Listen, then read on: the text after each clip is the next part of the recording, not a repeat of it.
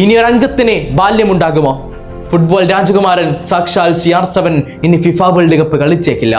ഇന്നലത്തെ ആ ഒരു തോൽവി തളർത്തിയത് പോർച്ചുഗലിനെ മാത്രമല്ല, ലോകമെമ്പാടുമുള്ള കോടിക്കണക്കിന് ഫുട്ബോൾ ആരാധകരുടെ ഹൃദയങ്ങളെയാണ്.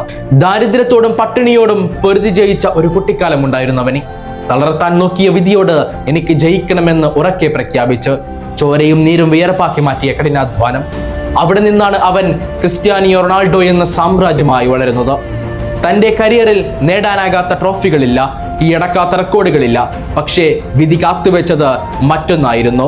തന്റെ ലോകകപ്പ് വേദിയിലെ അവസാന കനക കിരീടം സ്വന്തമാക്കാൻ സർവശക്തിയുമെടുത്ത് പോരാടിയിട്ടും ഒടുവിൽ ആ ഏകപക്ഷീയമായ ഒരു ഗോളിന് മുന്നിൽ പോർച്ചുഗൽ വീണപ്പോൾ തകർന്നടിഞ്ഞത് ഒരു യുഗത്തിന്റെ സ്വപ്നങ്ങളാണ്.